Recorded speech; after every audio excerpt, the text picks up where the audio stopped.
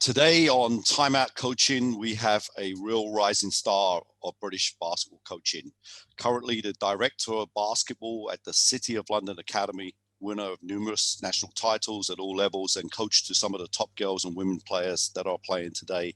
Please welcome Coach Jackson Gibbons. Coach. Thank you for having me, Tony. Appreciate it. Yeah, thanks for having me on. Listen, I'll get into straight away. I really, you've got a great story like most coaches do have, especially in coming from the UK. So talk about this, where you grew up and how you got involved in basketball, because I think that there's a real importance to understanding that whole story and maybe how it influences you getting involved in coaching now. Yeah, sure. I started playing just before my 14th birthday. I'm a West Londoner, right on the border of Northwest London and West London. And I grew up single parent family, a little bit of difficulties growing up, lack of understanding, lack of male role model in my life. Being in the area that I grew up, there's kind of two sides to it. There's a nice area, there's a rough part, and there's, you can't really separate the two. And I think I've said, on other interviews before, I don't come from poverty, but I came from dysfunction. I came from, a family environment that didn't run very smoothly. And my mother probably won't thank me for saying that publicly, but, my childhood was a very strange childhood. And so I grew up playing football, soccer.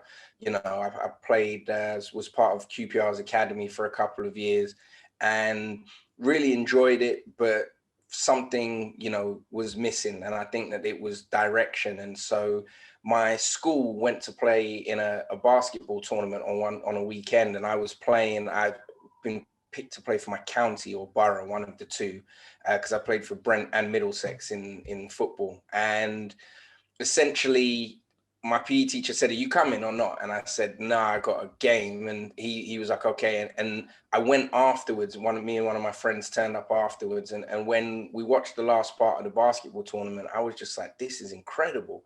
So I went down. There was another tournament, maybe a month or two later. And I was like, yeah, I can't miss this. There's no way. And went down, and, the tournament was at Mobley, which is, nationally renowned as, a really famous place in West London for playing basketball. For me, it's West London's mecca of basketball. I know you've got other places in London, but Mobley over the years, has really been known as a hotbed and home for, London basketball. And so I went down to this tournament, played like the most left-handed player in the gym. And there were just all these older guys who were running the tournament. And I didn't really understand what was happening, but people kept coming up to me and saying, like, you're really good. Your passing ability is really good. And I'm like, yeah, no, I play football.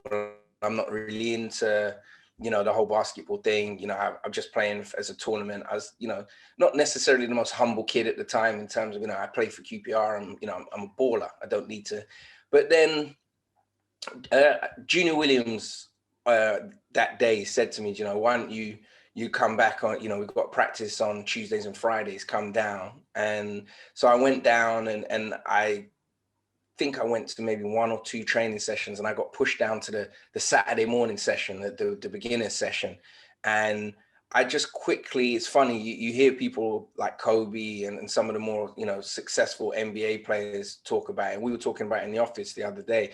I quickly developed a list of people that I was trying to pick off at Mobley, of people, I want to go against this person, I want to go at that person. And the way that the scrimmages used to work on a Tuesday and a Friday is that the men would go down one end, the juniors would go down the other end, and there would be some older guys that weren't necessarily as good. And I just ended up working my way, picking people off until I eventually got good enough at, 15 years old to sometimes play with the men. And I was, as I said, I was quite a conflicted kid. If anyone remembers me from back then, they would always say, he's really rude, he's feisty. And I didn't really realize until my older years, I didn't have a stable family structure at home. And if anyone knows Mobley in the 90s, this is, circa 93, 94. If anyone knows, Mobley, it was a family environment. It was a family atmosphere. It wasn't perfect. People would argue. I remember tons of fights. I remember watching adults fight, but those things would always get resolved. Those things would always get sorted out. And it was just, there was so much structure there compared to what I knew from, my home life. And I was always rude and cheeky because I didn't know how to garner adult attention. Yeah. I didn't know how to get people's attention and things. And so through being at Mobley, in my early years, I really had some fantastic role models. I always have to shout out Steve Alexander because he was my first coach. And, I learned so many valuable life lessons from him, although I hated him because I didn't understand the life lessons. I found him really hard to deal with. Yeah, let's where this is where I want to go with the conversation because Right. I mean you talk about Mobley. I mean, yeah, there were coaches before Steve and a little bit after him, but what he created there was a unique, like you said, a family and a structure and a championship level structure of winning, but more importantly, of producing players. I mean, so did you feel that at that time, or was it kind of like a little bit like where it would have been like in Brixton and where we were in Hackney, where it was just competition? As a young person, you're not really sensing any of this, you're just in the fire at that moment? Or did you enjoy, you realized, hey, this is something here, and I see what this person is trying to set up here, and maybe also reference some other people that were involved at that time as well? Yeah, I didn't understand what it was. It was just, there were just a lot of positive, black role models at the club at the time. And it was a diverse club, but, I come from biracial background and I didn't really have, those strong male role models in my house. So, you look back and you look at Junior Williams, you look at Namo Sherry, Julius Joseph doesn't know, he's like one of my all-time heroes. Julius is about 4 years older than me, but anyone who remembers 90s basketball just knows Julius was unguardable before he went to the States even, but he was an inside player and came back from the States as a wing. And, those guys just, for some reason, they used to just take me under their wing. And I think they could probably see that I was a little lost, I needed help, and there was that structure there. And so, some of I talk to our kids here at Kohler about it from time to time. When I was maybe 14/15, we would go to Mobley on a Saturday morning. I would do the morning session. We'd finish the kids session 10 to 12. We'd shoot for a while. Then we'd fly up to Black Horse Road and go to Walthamstow, where a guy called Tom used to run a scrimmage in the YMCA, and we'd play there like 2 to 4 or whatever it was. I can't remember the times. And then we'd go from there and we'd travel to Turnpike Lane and we'd go and stay at TPL for the rest of the day until the sun went down. And that was the summer.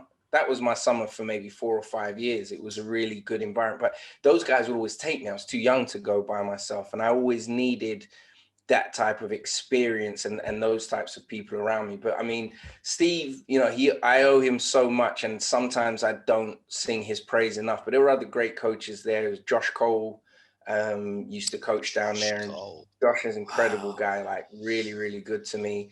And then, just other guys. There's a lot of people around, and it really did provide me with a lot of, I wouldn't say it was as structured as when I was at Brixton. It was a little bit different in terms of how the setup was, but it was definitely a place where there were a lot of role models and a lot of older people that I aspired to be like. And, Che Porteous, I used to look up to as a young kid. We had a point guard there, Gideon Similoff, really, really good point guard that could shoot. And I think I was a sponge. I used to ask them a lot of questions, used to get on people's nerves and annoy them. But my thing was always I wanted to just be a part of it. It was really important for me to be there. And I loved that club with all my heart. And it definitely made me. It definitely built me up. And really glad of my experiences there. From Westminster, I mean, I don't think, the one thing that I always respect, and I talk to Junior about this all the time, and Namo, and like those other guys you talk about, Julius and Mike Mine and stuff. You never ever left Westminster, but you know, you never, that was never taken out of you. But some of you, you know, people like Julius went on to have a huge professional career, Jay, Namo, all those guys, Mike, you know, but so where did you go at that time where you were then maybe searching for something else? You went over to Brixton. How did that happen as well? So, I mean, I think we all say, you know, anyone who's ever played for Westminster, you bleed green, and it's just, you know, it's from within. You don't ever, I really feel like it's a real strong, and I think that, you know, I don't know the context of the other clubs, but I've been a part of Westminster Warriors. I've been a part of Brixton Top Cats, and I feel the same way about, you know, the Hackney White Heat / London Towers program, is that when you play for a program like that with the family values and you know, in that environment, it never leaves you. You know, I can see guys who were at Hackney White Heat or London Towers when I was 15, 16 years old. There's a brotherhood between us just because we weren't necessarily ever teammates or on the same team, but there's just a mutual respect. And I think that the natural progression for me, where Brixton Top Cats junior team was at the time and where Westminster Warriors junior team was at the time, it was for me to make the leap. And, you know, I think I was one of the top 2 or 3 players in the Westminster junior program. And I went to Brixton, and I honestly just went right to the bottom of the pecking order. They just had, our team was incredible. We had, you know, Sean Gray, Marcus Knight, Laken Popula, Lual Deng was on our team, Stafford Bent, Marvin Addy, like just some guys that had great careers, and some of them I think really, you know, still quite underrated in this day and age because people don't necessarily know them, and they are, to me, they're legends of their time. You know, they're some of the greatest players from, you know, the late 90s and early 2000s. And going to Brixton, Sean Gray would have been Steph Curry in this day and age. I mean, can you imagine him now? I mean, Junior Williams also would have been, but Sean Gray was like, he was just a killer. Like he could score from anywhere, and like he was incredible. He can still shoot too. We're all a little slower than we used to be, but Sean can still put the ball past him, man. Yeah, he really can. But yeah, it just going there for me was just. I remember it happened at Rough and Ready, and I was sitting down talking to Sammy Saki, and so the interesting story is Jimmy. I got selected to play in the first ever Rough and Ready, but I turned up, you know, I didn't know the meeting time. I turned up late. Jimmy was like, "Who do you think you are, son? What do you think? Westminster is some elite program that you get special treatment?" I was just like, "I don't know this guy, but you're kind of tearing me down." And he was like, "Yeah, you're late." And I said, I didn't know the meeting time. I said, "Okay, oh, no problem. And you kind of realized after a while when you knew Jimmy, when he said no problem, there was going to be a lesson on the other side of that. Oh, sure. And he proceeded to bench me for the whole game. Right. And when he benched me for the whole game, people were calling my name in the crowd, like, put him on. I was just like, oh, this is so embarrassing. But I decided to learn from the experience rather than feel sorry or dislike Jimmy. And then my dear friend, loved this guy to pieces, Sam Saki, was on, you know, we were sitting down watching the men's game afterwards, and he was like, "It sucks what just happened to you, but that is Brixton. Like, you've got to learn from the experience." And he goes, "You know, I think you should come. I think you should come and play with us." And I was like, "Me? I didn't think they respected me like that." But I always seemed to play well against them. And yeah, lo and behold, I kind of told Jimmy, and he was like, "Yeah, you can come over." But Jimmy didn't recruit people. You had to ask to go to Brixton. And I love the mindset of Jimmy is if you ask to be there, then he can coach you, because he didn't beg you to come there. He wasn't trying to recruit players from other programs. And so, yeah, I absolutely love my time there. I learned so many key life skills. You know, one of the biggest life skills I ever learned from Jimmy was if you screen away or you screen down, go and put your foot on the baseline. Never understood it. And he would bawl me out. He would scream out my name over and over again. He'd bench me. The game would be going on behind me. Just be like, "You won't listen. You won't listen. You won't put your foot on the baseline, son. You won't put your foot on the baseline." So I didn't understand why he wanted me to screen down and go and put my foot on the baseline. So sometimes I'd screen down, I'd go close to the baseline, or I'd go this far away from the baseline. And he would say, you just won't listen. Every time I would do it, he would sub me out. And so one day he said, after maybe a few weeks of it just going on and me telling all my teammates, oh, he's picking on me. He's, it's not fair. Jimmy's just, he's got a problem with me. He doesn't like me. And one day we were in practice and he said, okay, listen, let me show you why you need to go and touch the baseline, because you won't just trust me. So let me show you. And he proceeded to set up an offensive scenario, sent one of my teammates who did listen to go and put his foot on the baseline. And lo and behold, Jimmy hits the big gets a wide open layup because the help's too far away to come and recover.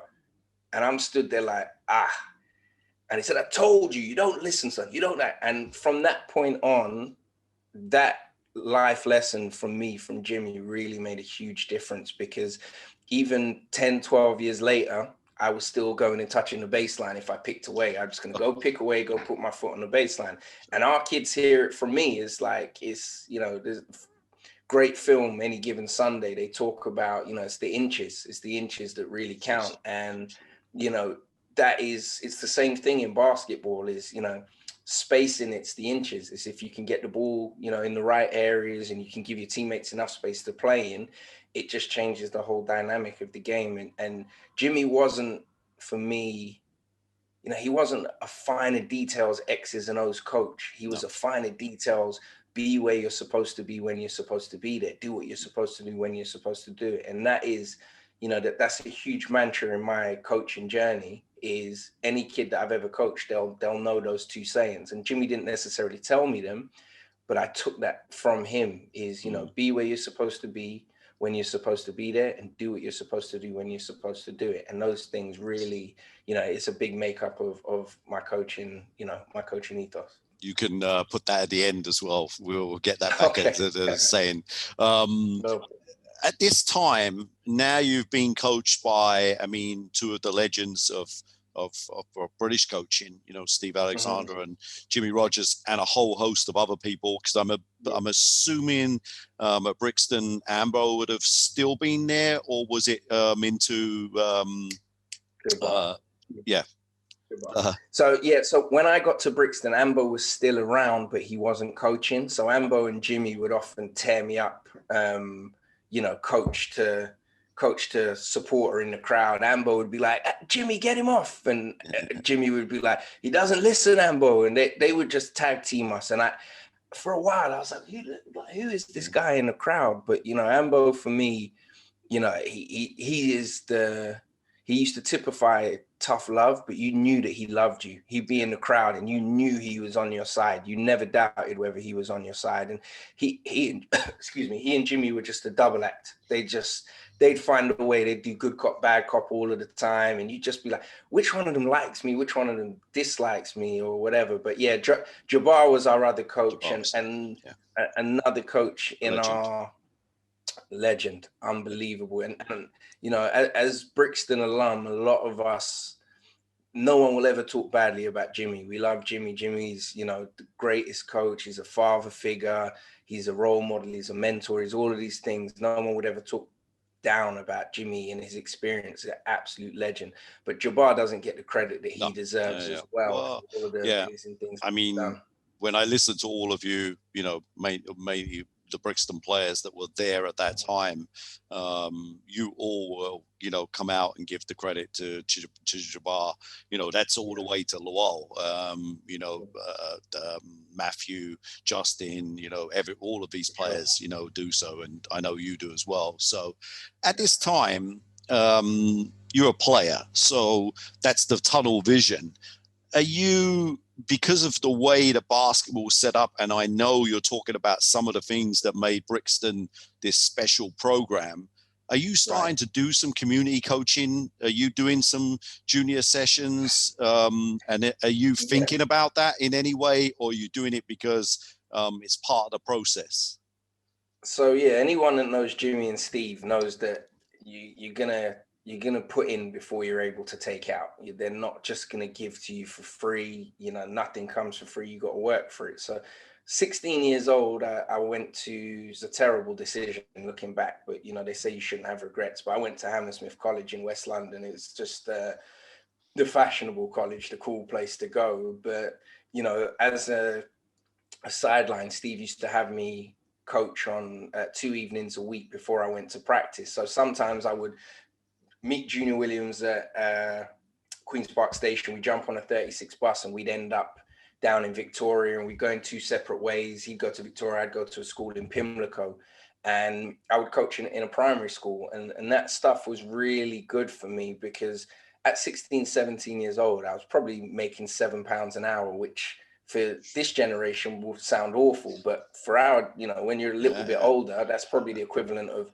£15 at the moment. Definitely. And so, you know, Steve would send me there with my, you know, my bag of balls, and I would go and coach these primary school kids. And it was just really good for me, because it gave me so much value of the understanding of teaching and patience. And, you know, the game is bigger than you, and it will always be bigger than you. You should never view yourself as having made it, because there's always going to be one step further. There's always going to be another plateau, another opportunity. And so going and coaching really made me realize that these young kids sometimes would feel like, you know, they would always be like, "Coach, when are we going to play a match?" And I'd be like, "Not ready for a match yet. We're going to practice for a while longer, and I'll organize a match for you in the summer term." But it really did teach me, it gave me some reflection on where I was as a person, and what I was able to do. And I just want to dance back to the last question real quickly, Tony. The other person who coached us at Brixton in my final junior year was Emiko Etete. Oh yeah. And Emiko was unreal, man. Like,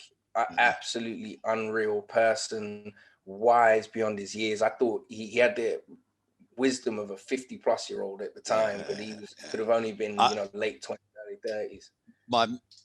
My mind is absolutely a sieve at this moment, and especially when it goes back to that generation. I'm not 100% sure whether I coached Emiko at the Bullets when I had the 1 year there or not. Yeah. But in whatever way, he was class personified as a person, 100%. You know, 150%. Whenever I've met him, you know, back in the day as a player, and then you know as a player at Brixton, and then moving in that whole sphere. So yeah, I mean, an incredible individual, and someone like you that you can see. Matter of fact, I say Flo Larkeye has some of those qualities that, you know, they're almost, you know, they're kind of like that kind of like. You when you build professional teams, those are the type of people that you know, money can't buy those guys, because they're the kings of the locker room, and they keep everyone together. Great guy.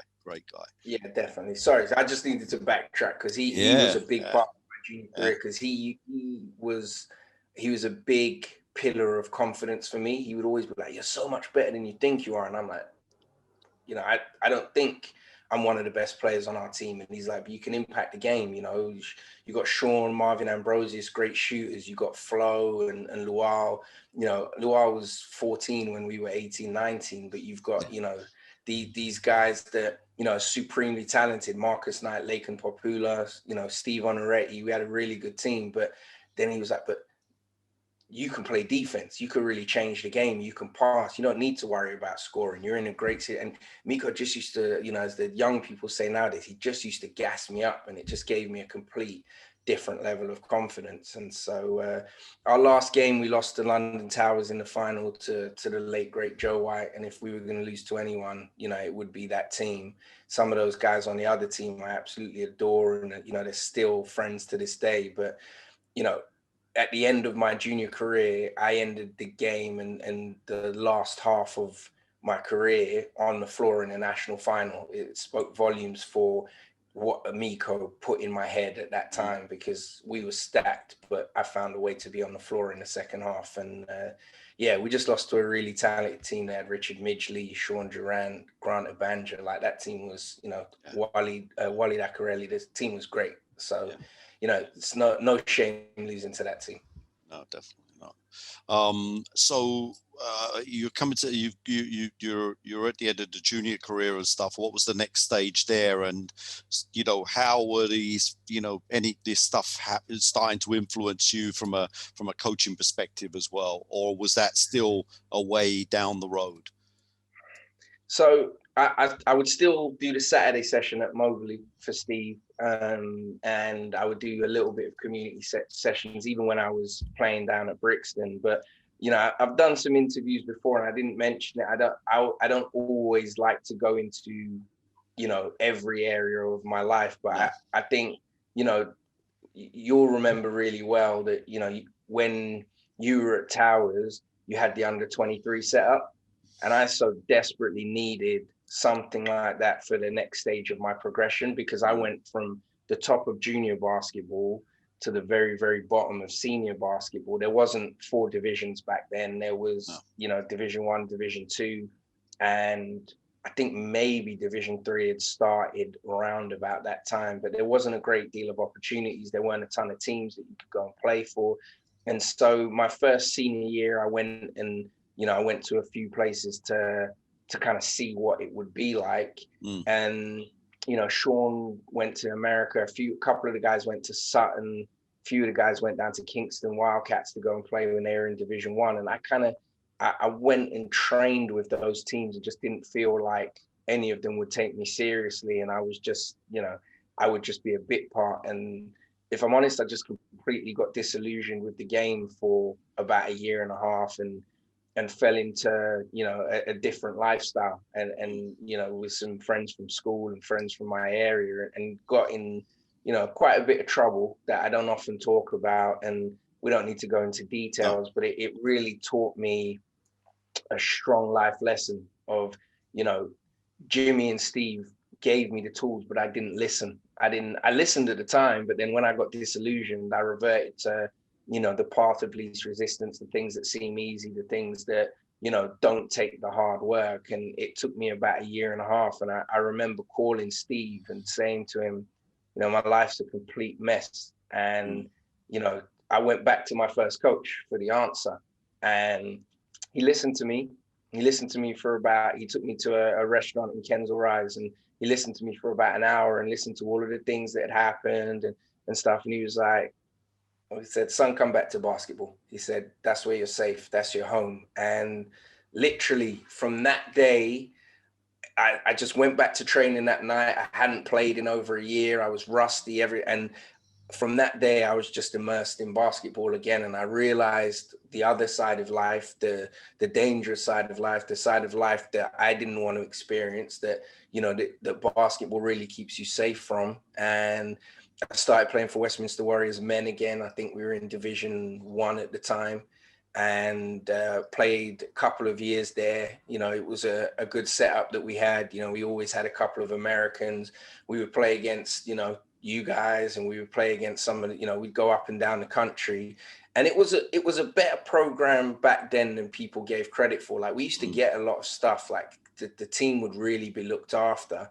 But I always felt like that gap happened because there wasn't an under-23 team available. And I think that would have really, really bridged the gap for somebody like me.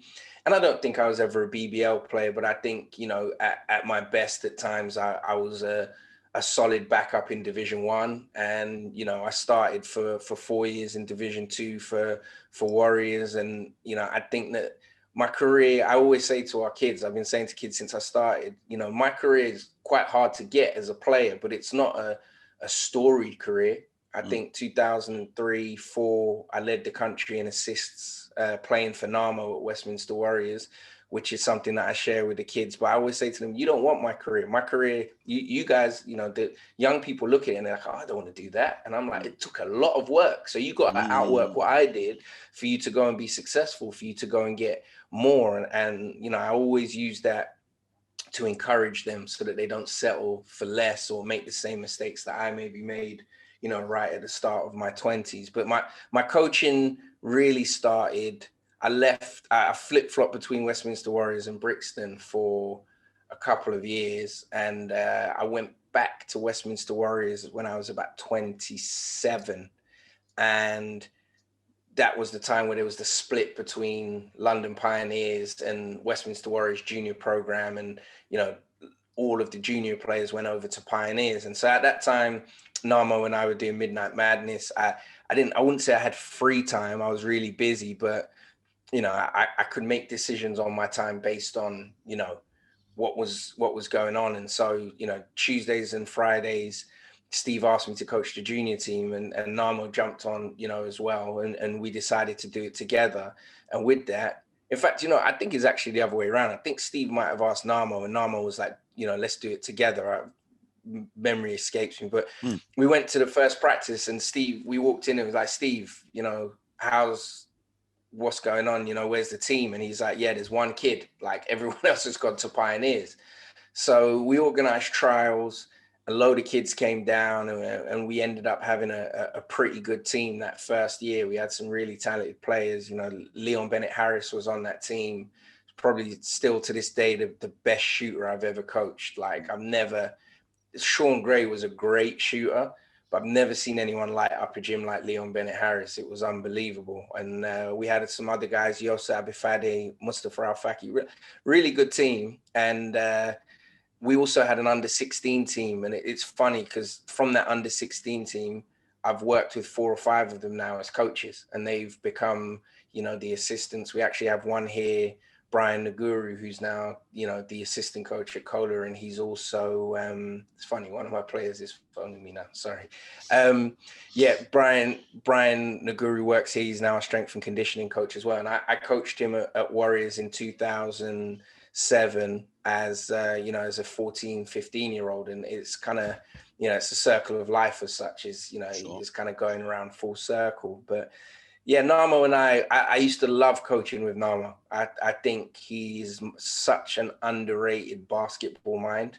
Well, I don't think anyone, that really knows, would dismiss that, because, Namo is, I call him a basketball genius, not a basketball mind. He's a basketball genius. He understands the business, and he understands everything to do with the game at the nth degree, all the way from community to the highest level. And I just think that some of the projects that he's been involved with are incredible, and obviously there's so many things we can talk about in that way there.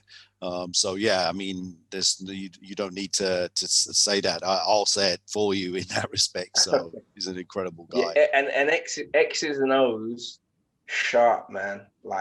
Really, really sharp. Helped me so much early in my career with a lot of X's and O's and things that I didn't really understand. And so Namo was really, I think he's had a big imprint on my coaching career. So at this time, you're actually now getting involved in coaching. I guess would I be right in saying, I'm going to put this in 2 ways so you can answer the first bit really quickly. Was that a slow burn to get into coaching, or was there something always inside you that you said, look, if I do stop playing, I think I can do this? Is that correct in saying that, or how would you put it? At that type of age, I was playing. It was recreational for me. I was good enough to play National League. I enjoyed it. I wasn't putting a lot of time into playing. I was putting in, I would practice and probably shoot once a week. And for the most part, it was trial by fire. It was Steve saying, we have no team. Go and coach these kids. And I'll never forget, I coached against Warren Bobb in my first year of coaching, and he was coaching London Towers. I was coaching our under 16 boys, and we went down to Richard Chandler School, and we're in this game. And you'd think as a player, you'd know basketball. But if someone's been coaching basketball 5, 10, 15 years, and Warren was a lot more experienced than me, we played this game. It's a to and fro, affair, up and down. Going into the fourth quarter, it's a tied game.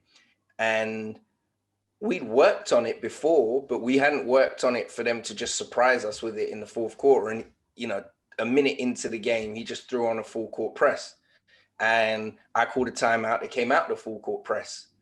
So I started drawing up our press break to the boys. And he came out the full court press, and our boys went back out there and kind of turned around and looked at me like, dude, they're not pressing now.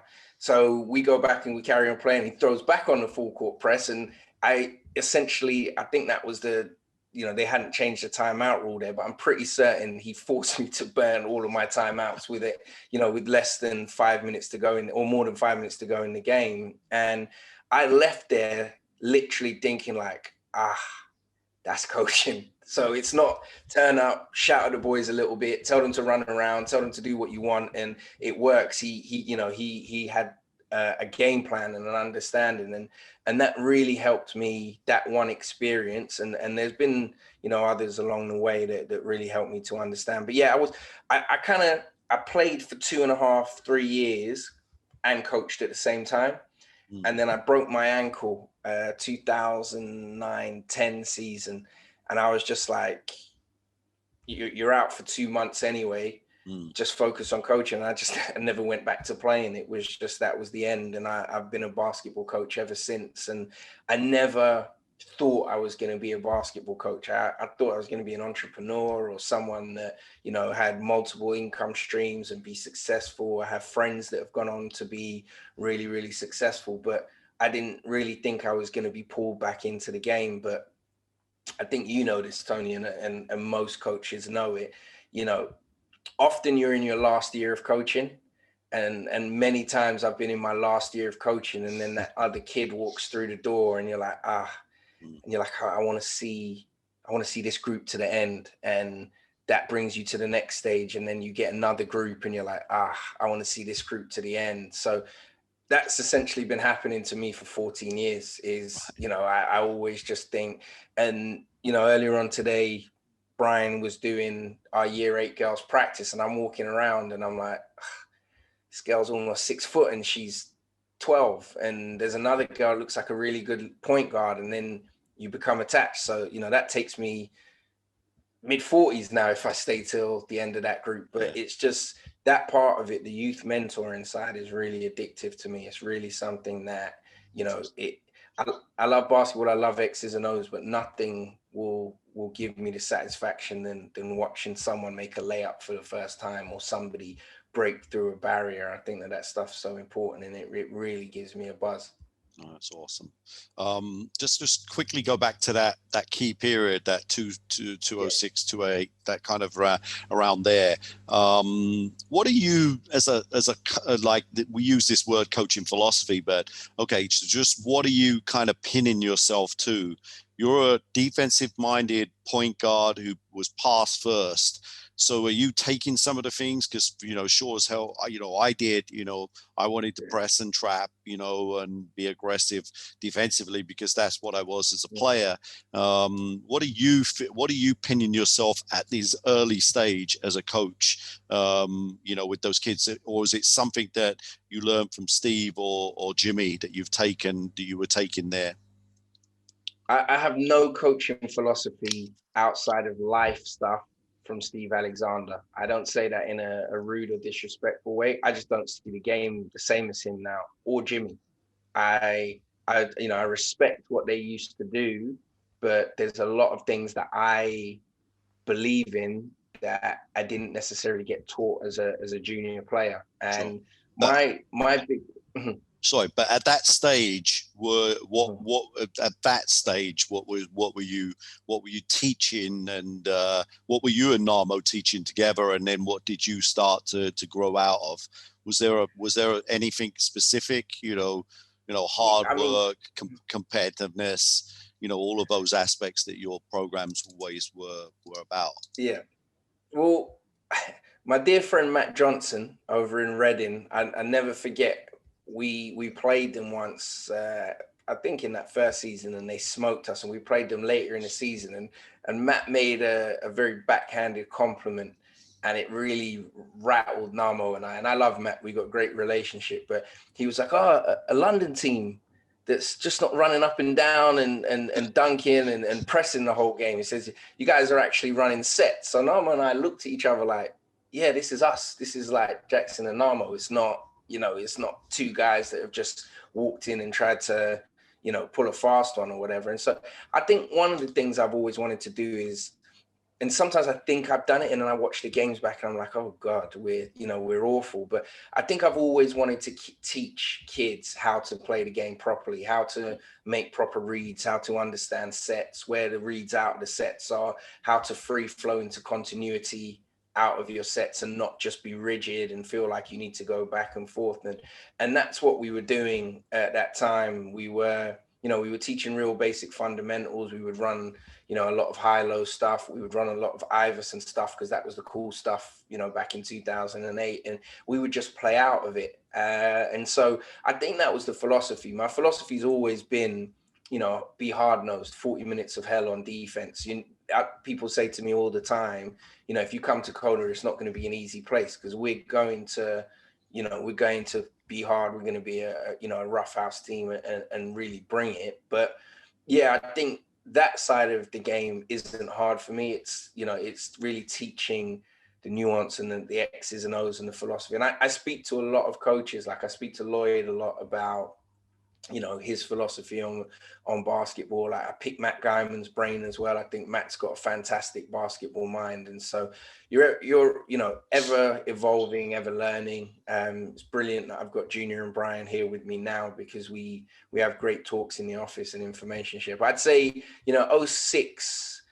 07 to 2010, the philosophy was, I think, to play quickly, but to also understand how to play, not to just be, a fast breaking transition team that was more athletic than everybody else, is to really work on basketball IQ. And we would do breakdown drills in practice. We would break plays down, start it 3-on-3, you've got the action, and then we would implement that into the offense. And so, yeah, I think that it was to really teach good fundamental basketball and an understanding of offense and defensive basketball. So then when did you jump to the men's team? What year was that roughly, the Westminster men's team? And what was the progression to that? So I didn't ever coach the men's team at Westminster. I was the assistant. So I was the juniors, 07 to 2013, I think. And Namo and I did it together. And then from 2010 onwards, I did it, with various different people and various different assistants. And I was juniors assistant coach, player coach. And we were playing together. But I didn't never coach the men's team at Warriors. Right. Okay. And then where does the evolution to Kohler, what's that timeline and how does that fit into this now? So we used to have players at Warriors, some really incredible young boys, and I used to always try and monitor and track their academics. So I would drive around, West London, going to meet their form tutors and academic advisors and going to check on these kids. And I was just like, there has to be an easier way. They were great boys, but they were also wearing me out because there were so many different things going on. Kids have struggles. And so I just one day had this thought and thought, basketball academy might be the way. And, you had a few of the academies that had emerged. Barking had been around for 4 or 5 years.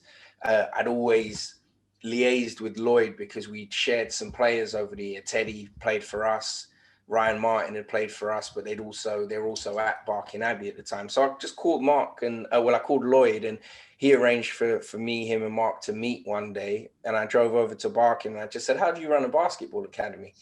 And they sat down and told me. And so we came over and we made a proposal to, I think it was 5 different schools.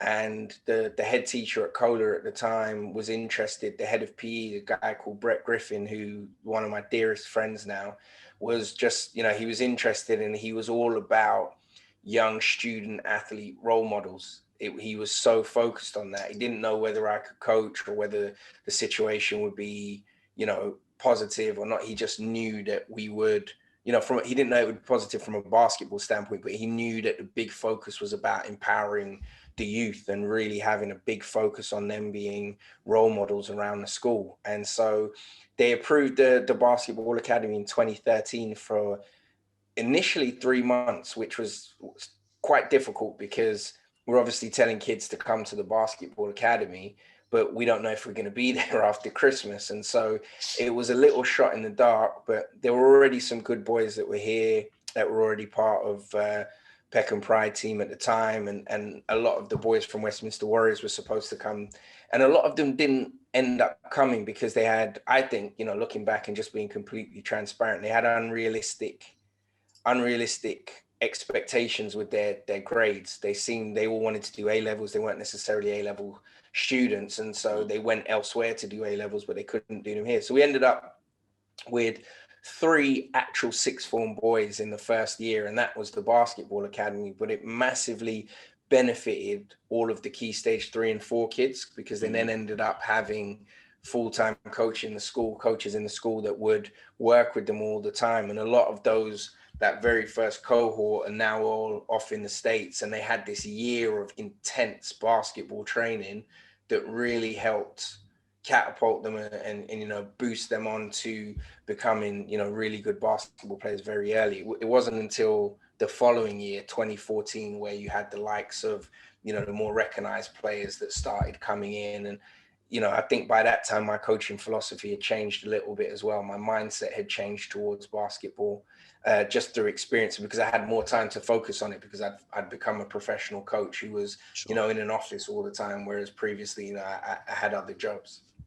That's great. That's a great point. And I mean, you know, we can talk about the merits or, you know, positive, negative of the academy program. You know, I mean, I know that some people, you know, don't like it because they feel that it's killed the National Junior League structure. But, you know, I'm very much on the positive side. I mean, it's created a whole series of professional jobs specifically for the coaches and support staff. And, you know, there's no question, there's no doubt in what it's done for a lot of young players. It's given them a real structured, you know, route to basketball at a higher level. Whether they can play at professional level is a question, but, you know, it's definitely given them the structured route to get there. So, no, I'm fully behind that. We're going to come on to that a little bit about your philosophy now, but talk to me about how the academy, you know, was set up. It starts with the boys, but, you know, a lot of the success is now, you know, with the girls and the women's side of the game. You know, how did that happen, and how did you end up transitioning, you know, into that yourself?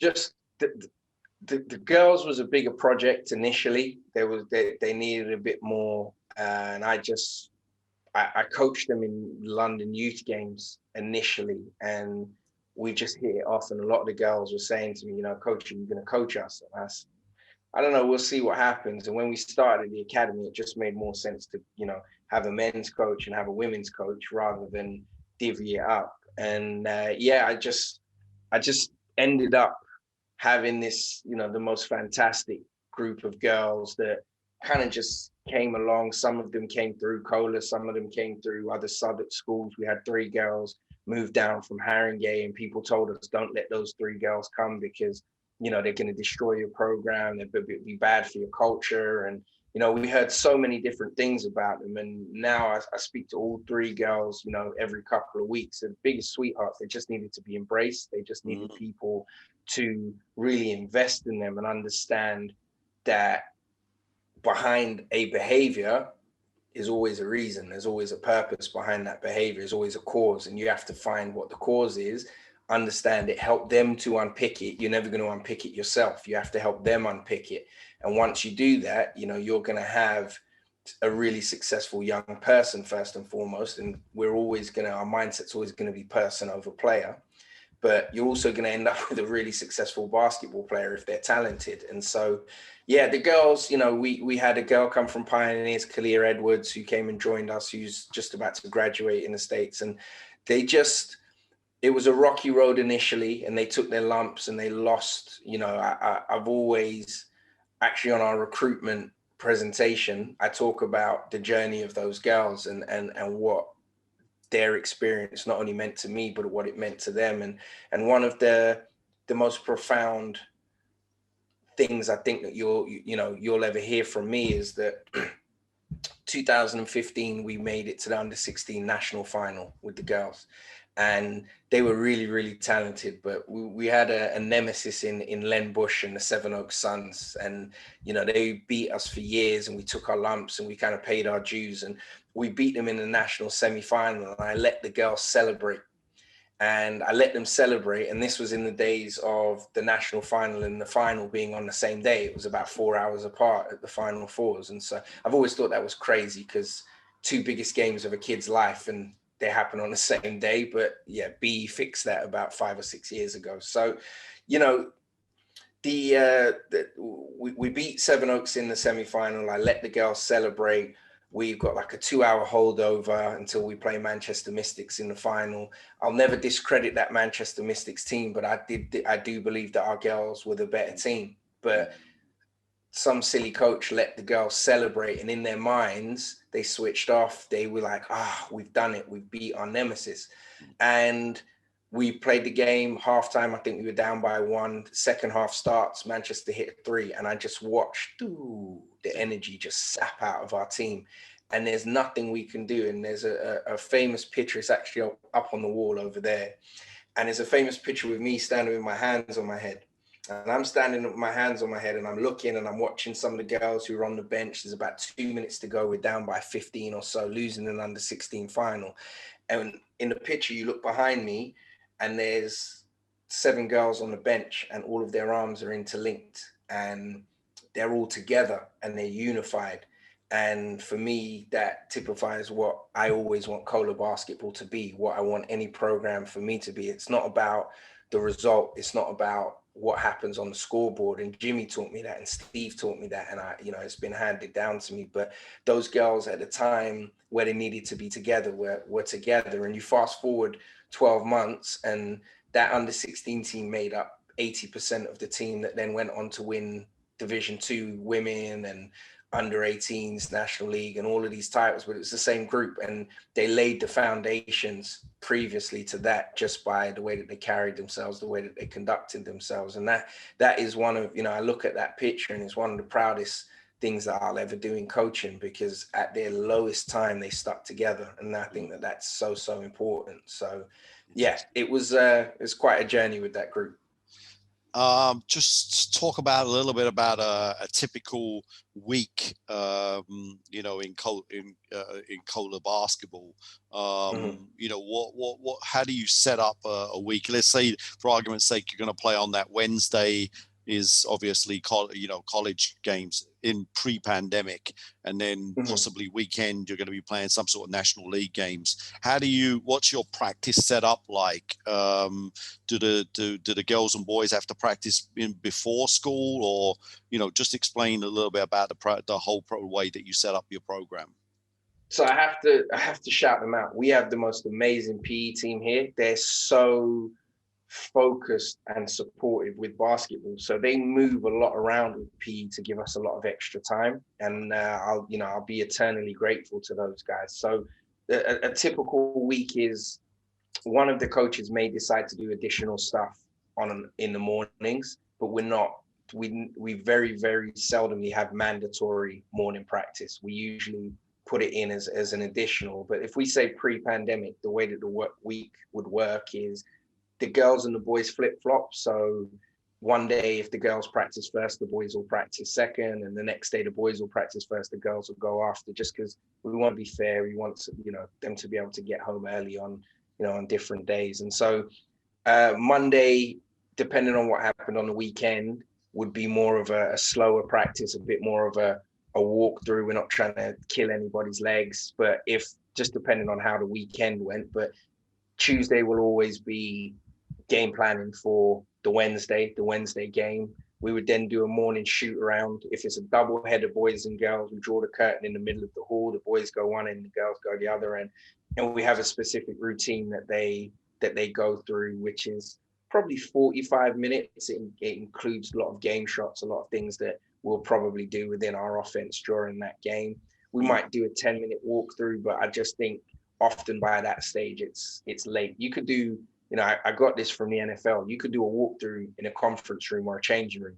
Everyone just needs to know the action and the motion that they're going to do and talk about what you're going to do. And you can, I've put in plays over the years without us actually being on a court running the play. You just say to them, you're going to walk over here, you're going to do this, for instance, a chin action or something like that. And you just, you make a wrinkle and adjust. And so we might do that on a Wednesday morning, play the game. Thursday morning, Brian might do recovery with the students, just depending on how, you know, grueling the day before was, and then also whether there was a journey involved. And then Thursday we'll have probably usually quite a hard practice, just because yes, it's the day after a game, but it's also 2 days away from the weekend. And then on Friday we'll do a walkthrough. So for instance, this week we've got 3 morning trainings. We've got tomorrow, Thursday, Friday. Tomorrow's optional shoot around, so the kids don't have to come, but they can choose to come. Thursday is optional again, and then Friday is going to be mandatory for the girls because they have a game on the weekend. So it changes a lot. Then they have, you know, strength and conditioning, which is planned within their timetable in school. So the timetable, the academic timetable, is always set, and then we plug in individuals and we plug in strength and conditioning around their, you know, their open periods during the day. And you said that, you know, as any coach, you know, is there's an evolution process. So, you know, talk to me a little bit about how your philosophy has changed, specifically, mainly from the tactical stage, because I don't think you can, just listening to how passionate you have been talking about, you know, developing people, you know, and that's obviously, you know, our sport is just, you know, we all believe in our sport to be the ultimate people developer, life skill developer. But, you know, talk to me a little bit about, from a tactical point of view, where you feel that you've evolved and that your philosophy's changed. So I hope Alan Keane watches this. I don't know if he will. I hate name dropping on podcasts, but I think 3 years in a row, I've called Alan Keane at some point of a season and been like, Alan, everything I'm doing is broken. Everything. Like the kids don't understand what I'm trying to teach. I must be going wrong. I must be doing anything. I must be doing something wrong because they want to be good, but I'm not teaching them in the right way. And I think, you know, one of the best things you can ever do as a coach, and I love Alan for being that sounding board. We don't speak all the time. We're not exceptionally close, but just that at those times I have called him, is to pivot if something's not working and be adaptable. And so I've run almost every man-to-man offense you can think about. You know, we've run Princeton offense, we've run traditional 4 out 1 in, we've run dribble drive, we tried flow 2 years ago, flow motion. We've done loads of stuff. At the start of this season, we were running a 5 out, didn't like the way it felt, so we flipped to something that I think better suits this group. And so I think where I've evolved to now is to be a lot more adaptable and to really just teach the game. And I'm okay with free flowing basketball as long as it's free flowing basketball with IQ. And, you know, we will run some sets, maybe not as many sets as we used to run. I would rather we play free flowing with some actions and some understanding what to do out of those actions. But yeah, I think when I was back at Westminster with the Warriors back in the day, like we would run a set start to finish, and it would be this read, then this read, then this read, then this read, and there was nothing really out of that. Whereas now we're always going to have a base continuity. I'm not going to say what our base continuity is this year. Most of Division 1 women will know already, but we've got a base continuity and then some different sets, some different wrinkles out of that, but trying to keep it as simple as possible, not to overcomplicate it for the players. And then again, defensively, we have a philosophy which we've changed this year, but I like our philosophy, and Brian is actually coaching our defense this year. So he is the defensive coordinator. We talk about it, but I don't make decisions on it. He makes decisions on it. He'll just run things by me, but I don't undermine or question anything he's doing. And he's a really bright young mind, and Junior will get involved from time to time, even with the girls too. Like our press breaks, actually, not our press breaks, sorry, our press is actually taught by Junior. So on our practice plan, it will say Coach Junior comes in for, you know, the press, and I stay out of it again. It's nothing to do with me. And I think one of the things that is a strength, and I've got many weaknesses. One of the things is strength. I've never been afraid for somebody to come into my practice and teach our kids. And I don't need our kids to think that I've got the answer to everything. I might try and provide the solution to everything, but it might not be my answer. So Steve Veer, our really successful year in 2017, that's Steve's offense that Steve brought in, and he taught the kids. And he was shocked when I said to him, I was like, it's your show. Go and go and teach them everything that you want. And Ogo Adigboye has come in and helped us with offense over the years, and helped us, learn some things from the pro game. And I think if there's two things that I've learned is never be afraid to have somebody else come in and help you. And, it's absolutely fine. Don't be precious about your situation, and to be adaptable. It's another guy, actually, I learned a lot about zone. There's a guy called John Harris who used to coach up, I want to say Norfolk. I hope he doesn't hate me for saying that, but he's since moved to Seattle. But he taught me so much about zone years ago, and he came into my practice thinking I was going to teach him. And then he really helped, a lot with our zone principles. So I think, being open to letting people come into your practice and help you is really, really important. Don't try and be the one-stop shop that, you've got the answers for your team all of the time. There's nothing wrong with getting help. It's funny you should say that, because tomorrow when I do a pretty big presentation for Basketball England, that's one of my key things at the end of the presentation is to say to coaches, listen, you've got to go and search up coaches from every level, but certainly the levels above you. Do not think that you're at the highest level. I can tell you that for now, because every single time you can, even Nick Nurse and Chris Finch are still searching for answers. Sure.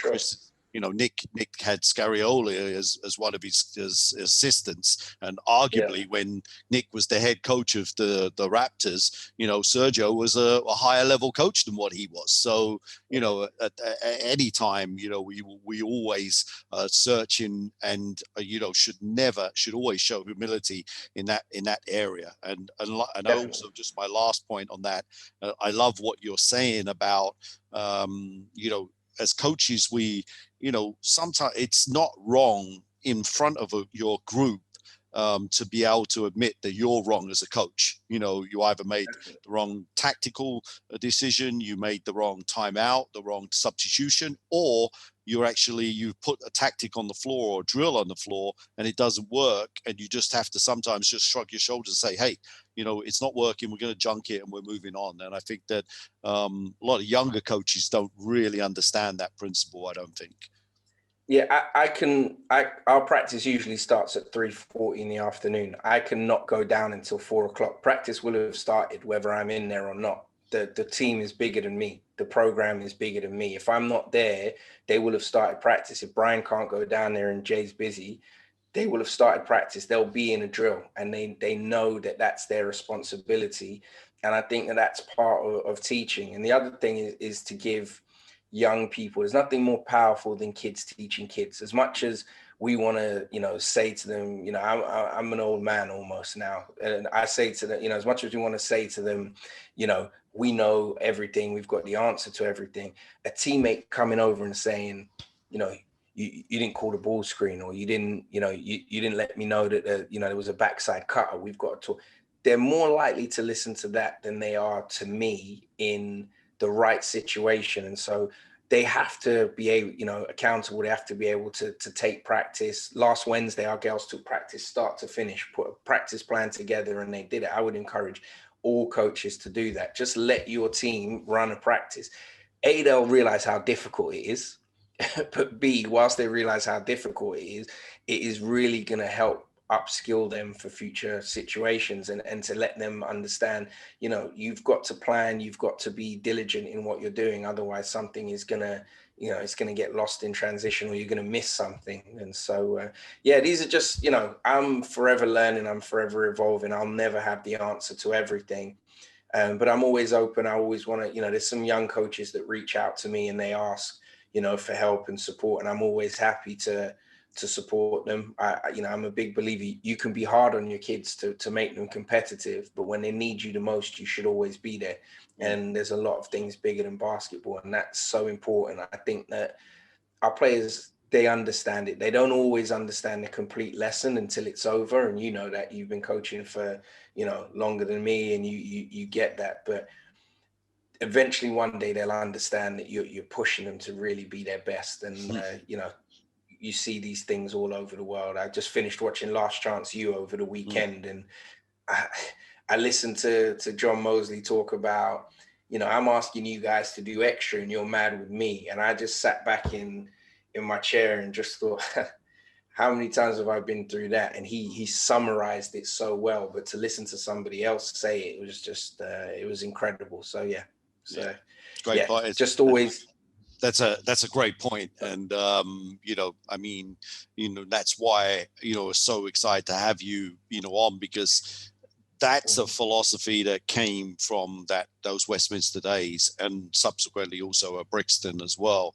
I know that because, that's what we, between, myself and Joe at the start, and, subsequently at the times, what else was going on, even when I was at Hackney Academy, those younger people do come to me now and fully understand why, we did what we did back in those days, and and how hard we were on them. But, none of them, say a bad word about that. Matter of fact, it's only ever positive about how that's helped them in life and changed, their whole outlook towards everything they do. So great stuff. You started touching on this here. Talk to me a little bit about, I use this word a lot about British coaches and the coaching fraternity, if there is one. You've come from a unique, standpoint. So what do you feel now about, your generation of coaches? You're a fixture in the academy system. Do you think that you're working for each other? Do you feel we're going in the right direction with coaching? Just there was a lot there to unpick. Yeah, I do. I mean, I wish academies were around when I was a kid. That would have been, an incredible experience. I went to a college that had a lot of young players, and there were a lot of guys that went to my college. There were some guys from London Towers, there were some Brixton guys, but we were never coached. We weren't exposed to the things that our students are exposed to now. I do think that there's a lot of information sharing within the coaches, within the coaching fraternity. There are a lot of guys that I can call, and I named Alan as one of them, but there's a lot of guys that I can call and I can seek counsel. What do you think of this? What do you think of this situation? Sometimes to do with refereeing decisions, if I've had, a bad weekend and I'm frustrated, and some of the other guys will, they look at it and they'll be like, maybe you were emotional at the time, or nah, you're right. That looked like, it's a pretty bad call. So I do think that guys stick together. I think that, everyone has different recruitment techniques. We don't get into recruitment battles over kids, because very similarly to how Jimmy was, we do recruit here, but we're not aggressive with recruitment. We're going to tell students what we've got, and if they choose to go somewhere else, no problem. And the guys over at Barking, we've got a good relationship with them, because kids will often come here and they'll say, oh, well, the guys at Barking said you've got a great program too.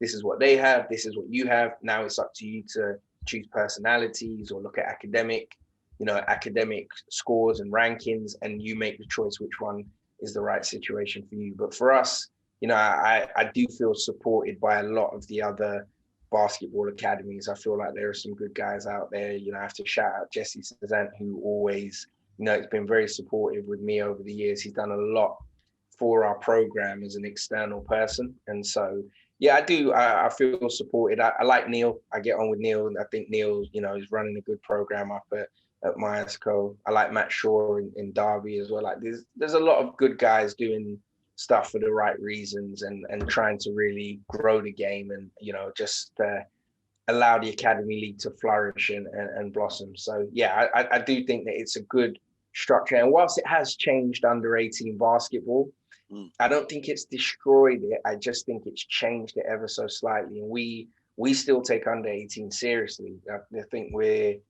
4-time defending girls under 18 champions, and it means a lot to us. We celebrate the hell out of it when girls win, like it's a big thing for us. So I don't think it's been downplayed. I just think there's always going to be a major focus. Everyone, people aren't silly. People are going to know where the majority of the talent is and where it's playing and things. But I still think that there's value in it, and I still think that academies haven't hurt this country's basketball system. If anything, I think it's really added to it. And you speak to people from other countries, they're like, wow, your academy setup's incredible. They get how many hours? It's how we view it and what you do with those hours that are really going to count, that are going to matter. I got a couple of quick more questions on this coaching stuff. The first one is, one thing with all of this success, and it really is huge success. Have you linked into the national team system? And what, if not, why? Is that a personal decision, or just that it hasn't manifested itself? I mean, for me, I think my skill is relationships, and I can't build relationships and get a team to really believe in me over, a 2-week training camp or a 10-day training camp. And I think maybe one day I would be willing to do it. I think I'd have to work with somebody who had a really strong background in X's and O's, or in Europe, or in international basketball to support with that. But I would also need more time with the students, because the way that people understand relationships is through adversity, through falling down, through, picking people up, through allowing people to pick you up too. Sometimes you can walk in the gym and you're having the worst day ever, and the kids just do that one little thing that lifts you, that makes you feel like, I'm so glad that I didn't say I'm not coming to training today because of whatever. I say to a lot of people, my gran, and I, digress ever so slightly, but my gran is my favorite person ever. I love my mum, whatever, but my gran, number one person ever on the planet to me. And the day my gran passed away, 2012, I was doing some work for Reach and Teach in a primary school on a roof in Islington, Hanover Primary School. And I still went to coach that session. And those kids, the sun was out, those kids lifted me so much that day. It was absolutely incredible. And it was one of the, things that I think really helped me through that really, really tough day.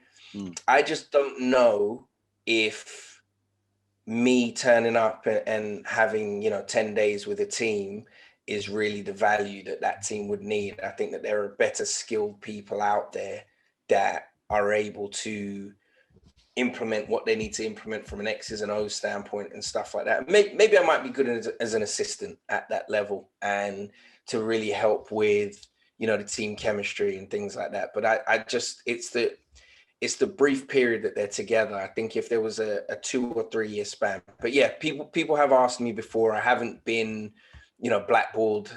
No one's tried to keep me out of it. There's, Basketball England have asked me at different times. Specific coaches, when they've got jobs, have asked me, would you get involved? And for whatever reason, I've said, I don't necessarily think it would be best tailored to me. And the other thing is, I think it takes me away from the kids that I'm committed to here, that I think are really important to me. And I've made a promise to them for, their tenure, that I'll be here and I'll be around. So that's why I haven't really been involved in the international program. Definitely not blackballed or never asked or anything. The opportunities have been there. So, this question now is, I still feel very pertinent, but you're one of the higher profile, black coaches in this country, or coaches from an ethnic minority. Right. Do you feel that carries a weight and a responsibility? Do you feel do you think that we're still doing enough to encourage people from ethnic minorities into coaching at the higher levels, not just at community coaching? Any thoughts on that? Yeah, I mean, our country's a little different to quite a few other countries. I think the dynamic in the BBL, there's quite a few black coaches coaching in the BBL. I'm sure there's quite a few. I think of Atiba, Vince, Paul James, Creon. There's a few other guys. I'm definitely missing somebody, but yeah, I think,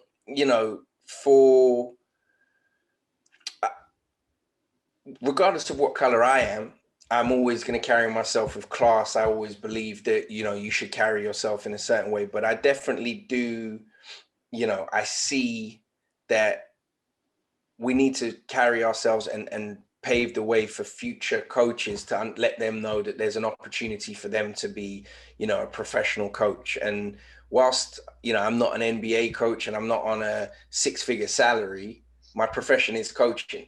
And so, you know, that there's opportunities out there for, you know, young ethnic minority coaches to go out there and do it. And a big part of it is, you know, to have self-belief, to understand that, you know, you're not limited by your color in any situation. You might experience prejudice at some level in some, you know, in some area of your life, but whilst you experience that prejudice, that should never be the thing that stops you. It should never be the thing that, you know, if anything, you should want to push back against that to show people that it's possible. And yeah, for me, you know, we built something here from scratch. I don't know, I have been offered a few jobs over the years in different places. So again, you know, through the success here, I've had a few different people reach out to me and ask me if I'd be willing to try something new. But yeah, I think that regardless of your color and your, you know, your background, coaching is coaching to me. And you should just go out, and you shouldn't look at,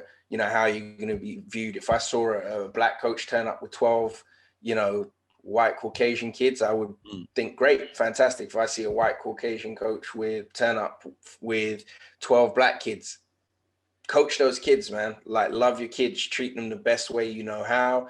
And, you know, if they're ever faced with adversity, be the person that they need in their life. You know, there's a famous saying, you know, be who you needed when you were younger. And that there should be no significance as to whether that person's black, white, green, or blue. It's just what it is. But yeah, I would love to see more young coaches step through and really step up and want to take coaching on as a full-time profession. I think that that's important. Yeah.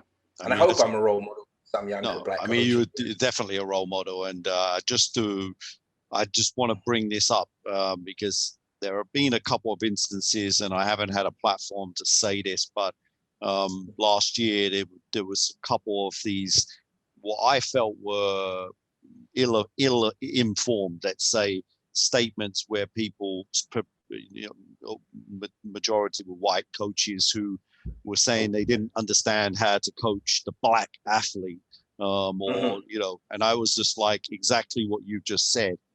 From day one, you know, I was never coaching color. I was coaching players, and you know, whether it was Andrew Sullivan or Richard Midgley, it didn't matter. If you could play, you're going to be on the floor, and I wanted to teach you. Especially if you could play like those two. Especially if you could play like those two. That's why I gave you those two kind of examples, who are kind of like opposite ends. But my point being is that, you know, like you just said, the most important thing is to understand people, and you need to understand what was going on off the court. Now, when you got outside of the lines, then you would have to understand people's circumstances. The fact that someone was scared to travel from, you know, one part of London to another, you know, et cetera, all these type of things that, you know, if you didn't really understand those people, if you don't get to know them, you didn't understand their family, their background. So I just want to say, you know, firstly, we got to coach people, you know, not for sure color. And then secondly, you've got to understand people, like you've said right from the start, from today. So it's great, really great stuff. Okay, three real quick questions. You've already answered one of them. So favorite basketball coach? That's coached me? No, it can be anywhere. It could be coach you, or it could be NBA, it could be NCAA. Man, when John Chaney died last year, that hit me. I don't know if that was this year or last. That hit me because growing up, I used to watch those Temple teams, and you know, that guy, special guy. Like, if you ever hear him speak and stuff, he's authentic to a T. And authenticity is one of the biggest things that I preach to our players. Is you don't need to come and be anybody else. You need to be the best version of yourself. And John Chaney was definitely that. And of course, while you're thinking of that, you could tell the famous John Chaney story of when the players were on the bus and they always used to have to sit there in silence. And then the little fire broke out on the bus and no one said anything. And he turns around and said, "Why didn't anyone say anything?" And they're saying, "Because we can't say anything, coach." That's a true story as well. Exactly. And shows they were coachable. They nearly died, but they were coachable. Too many guys to say one. I love Coach K. Like I don't know, too much about him in terms of his political views or anything, but just listening to, things like, his audio book, The Gold Standard, and he's got another book that I read a few years ago. Like, he's definitely life first before X's and O's. He's definitely about, empowerment. And so, yeah, I like, there's a lot of guys that, I will come off this call and I'll be like, damn, why didn't I say that person? But I'll say Jimmy Rogers, Joe White, Steve Alexander, Jabbar, and Emiko Etete, and Junior Williams. He coached me too for a period of time. So all of those guys that coached me, I would say, incredible people and people that I aspire to be like. Joe never coached me, but Joe would always, after every single game, bring me over, sit me on the bench. I don't know why he liked me, why he was interested. It's just a measure of the man. Joe would bring me over and say, "Why do you think Steve was shouting at you? Why do you think you were doing this?" "Oh, well, he says I dribble too much, but I wasn't dribbling." He's like, "Son, you were dribbling too much. Just listen to him. He's going to try and take you to the right place." And Joe's just, God rest his soul, just the greatest person, man. Forget coach, just the greatest person. So, yeah, those guys I'll mention. Okay. Favorite basketball drill? That's always tough. Wow. Yeah, that's broad question for me. Favorite basketball drill. Maybe the one that you'd use the most at the moment, the one you like at the moment. Wow. I'm trying to think. Favorite basketball. We do so many drills, man. Favorite basketball drill. Let me think.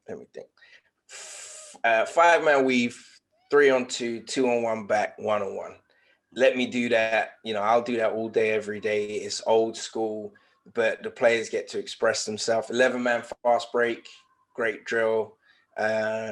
Loads of drill. We do loads of finishing drills here. We do loads of footwork drills and different stuff. Sorry, I'm horrible at pinning down one answer. No. That's great. That's great. All good stuff. And then let's finish it up with your favorite go-to saying or statement, which you said at the start. It's got to be, isn't it? You could. I mean, I've got tons. We have on the wall written at the moment, values over virtues. Values over victories, sorry, not virtues. Values over victories is really, really, profound one. The best apology is change behavior is one that we're using at the moment because we've got some of our kids that come out of the pandemic and don't really understand. But yeah, do what you're supposed to do when you're supposed to do it and be where you're supposed to be when you're supposed to be there. If you say that to our kids, they'll be like, "Oh, you spoke to Coach Jackson." And so, but it's just, broken record stuff for me. I'm always gonna harp on that stuff. Okay. Coach, listen, I think there's going to be, a lot of success for you in the future. Thank you. You could just feel like, I mean, everything that you do, the whole culture that you build there is so immense. It's right being there from the start. So those young people, are really lucky to have you. But, I hope that you do continue to push, as a coach. And I know that you got Junior there. And like you say, it's a great core. And I really appreciate you coming on tonight and wish you all the success in this crazy time and season, or what little there is of it. And hope that we can eventually meet sometime in the future.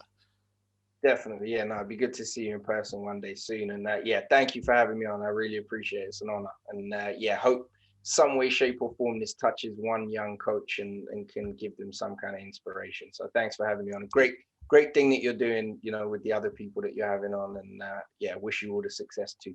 Thank you.